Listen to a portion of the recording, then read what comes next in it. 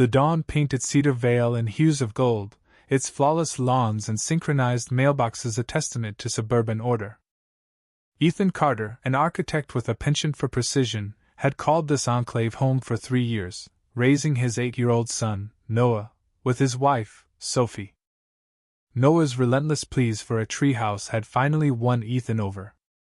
No stranger to structural integrity, Ethan crafted a masterpiece safe, sturdy, and compliant with the Cedar Vale Homeowners Association's labyrinthine bylaws. The rules permitted structures under 100 square feet, below 12 feet high, matching the home's aesthetics, with no explicit ban on tree houses. Ethan's design, at 80 square feet, 10 feet off the ground, and painted in the house's taupe and cream, was a model of adherence. 3 weekends of sweat, with Noah's assistance, spilling soda and misplacing screws, forged a father-son bond etched in wood. Noah christened it Fort Nebula, a haven for his friend's galactic adventures. But Cedar Vale's tranquility was a facade, and its enforcer, Margaret Pierce, was about to shatter it. Margaret, mid-50s, with a peroxide blonde bob and an arsenal of pastel blouses, reigned as HOA president. Elected in a sparsely attended vote, she brandished her laminated badge like a marshal's star, her teal violation notices a scourge. Ethan had endured her before, a due law 70 fine for excessive lawn clippings, a reprimand for a non-compliant porch lantern. Her smile was a VY purse, her mantra a blade. Rules bind us all, Ethan. He'd nod, tweak the minimum, and evade her crosshairs. But 3 days after Fort Nebula's completion, Margaret descended. The doorbell pierced Ethan's coffee ritual. Margaret stood on his porch, clipboard gleaming, lips a razor-thin line. "Good afternoon, Ethan," she cooed, eyes glacial. "There's an unapproved structure in your backyard." Ethan leaned against the door, mirroring her crocodile tears with a smirk. "Noah's treehouse?" "It's by the book. I studied the bylaws." Margaret's nose twitched, flipping her papers. "All structures need board approval." "I don't recall your submission." Ethan's tone was steel. Section 7, Paragraph 3, under 100 square feet, matching aesthetics, below 12 feet no pre-approval needed. It's 80 square feet, house colors, 10 feet high. Margaret's jaw clenched. She hadn't banked on Ethan's fluency in her rulebook. "I'll measure it myself," she snapped. "It's a safety risk." A lawsuit waiting to happen. Ethan's grin widened. "I'm a licensed architect. It exceeds codes, though it doesn't have to. Measure it, but book a time. No trespassing." Her eyes blazed. "You'll get a violation notice," she hissed, heels stabbing the walkway as she retreated. Ethan assumed the storm had passed. He was mistaken. 2 days later, a letter arrived commanding the illegal structures removal within 72 hours or face due law 200 daily fines. Ethan countered with an email, attaching photos, measurements, and bylaw citations, copying the Boer neighbors he'd swapped beers with at cookouts, mostly saying. They seemed mortified by Margaret's crusade. That weekend, Ethan, Sophie, and Noah VY sighted Sophie's parents, returning Sunday night, weary but content. As their car rolled into the driveway, Noah's voice cracked. "Dad, where's Fort Nebula?" Ethan's gut twisted. The oak loomed naked. No treehouse. Just splintered boards, scattered nails, and crushed petunias.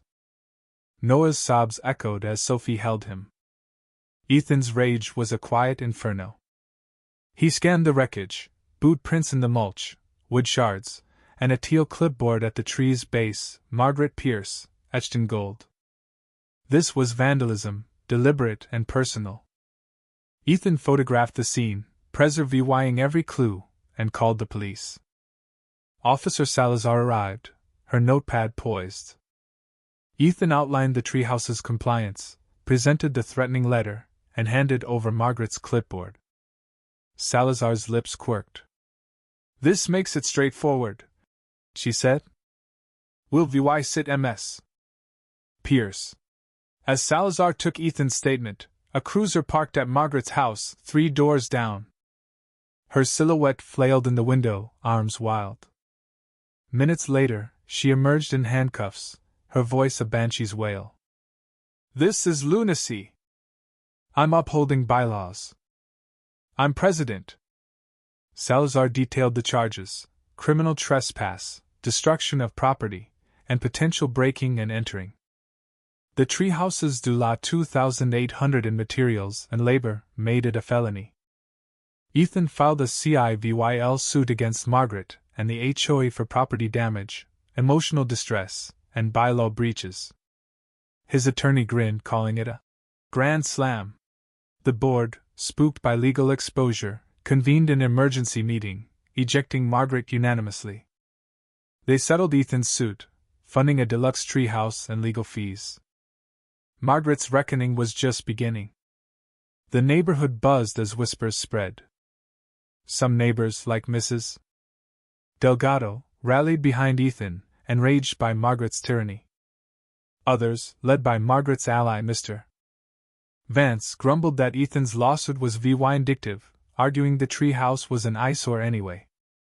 At a heated community picnic, Vance cornered Ethan, voice low. You didn't need to ruin her life over a kid's toy. Ethan's eyes narrowed. She stole my son's joy. She broke the law.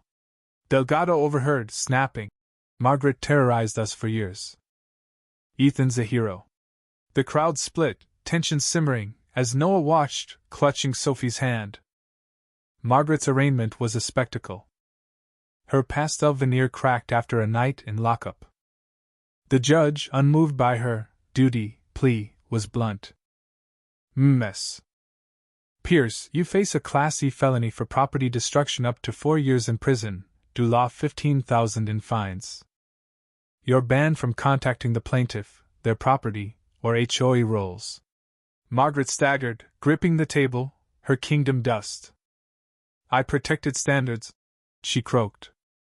The judge's voice cut. You broke the law. Cedar Vale transformed. Noah's new treehouse, a towering marvel, rose under the oak, a magnet for kids' laughter. The board slashed fines, rewrote bylaws for compassion, and property values soared. 14 fan tram. Pro-VYing liberty outdid control. Ethan and Sophie hosted barbecues, neighbors now kin. But a text from an anonymous number, traced to Margaret's sister, froze Ethan's blood. You crushed her, but we're not done. Cedar Vale will bleed. A broken woman's rant or a brewing storm. The community remained DVY dead. Vance's faction called Ethan's tactics ruthless, framing Margaret as a flawed but dedicated leader. Delgado's camp saw justice for Noah's tears. As Ethan watched Noah scale Fort Nebula, stars above, he knew he'd saved more than a treehouse had freed a neighborhood. Yet Margaret's threat loomed, a dark pulse beneath Cedar Vale's fragile peace. If you were the one in this story, how would you react? Would you stand up and fight back, or accept the unreasonable pressure and control from the HOA? Share your thoughts in the comments below. And don't forget to subscribe, like, and share this video with more people. Your small action gives us the motivation to keep bringing you more intense and engaging stories. Thanks for watching, and we'll see you in the next video.